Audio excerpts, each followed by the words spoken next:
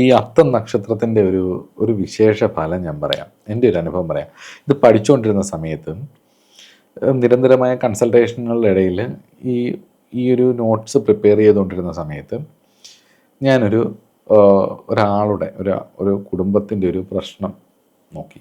അപ്പം ഈ പ്രശ്നം നോക്കിയ സമയത്ത് കന്നി രാശി ആയിട്ട് 4-ാം ഭാവം വരികയും 4-ാം ഭാവാധിപൻ ചില ബുദ്ധിമുട്ടുകൾ വരികയും ചന്ദ്രന് ബാധാബന്ധം വരികയൊക്കെ ചെയ്ത് അങ്ങനെ ഒരു മൊത്തത്തിലെ ഈ കുടുംബക്ഷേത്രവുമായി ബന്ധപ്പെട്ടിട്ട് അമ്മ വഴിയുള്ള കുടുംബക്ഷേത്രവുമായിട്ട് പരദേവതയായിട്ട് ബന്ധപ്പെട്ടിട്ടൊരു വിഷയമാണതിൽ വന്നത്. അതിപ്പം ബാധാബന്ധം വരിക എന്നൊക്കെ പറയുമ്പോൾ പ്രശ്നം പഠിക്കുന്നവർക്കും അല്ലെ പ്രശ്നവുമായിട്ട് ബന്ധമുള്ളവർക്ക് അതറിയാം.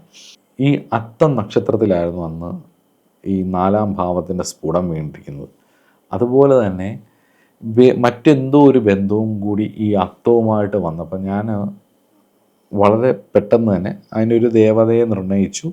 പുരുഷ ദേവതയാണോ സ്ത്രീ ദേവതയാണോ നിർണയിച്ചിട്ട് ഞാൻ പറഞ്ഞു, ഈ ജലതീരത്തുള്ള ഒരു ക്ഷേത്രവുമായി ബന്ധപ്പെട്ടിട്ട് ഉള്ളൊരു പരദേവതയുണ്ടോ, അത് പുരുഷ ദേവതയാണെങ്കിൽ പുരുഷ ദേവത, സ്ത്രീ ദേവതയാണെങ്കിൽ സ്ത്രീ ദേവത, എനിക്കത് കൃത്യമായിട്ട് ഓർക്കുന്നില്ല.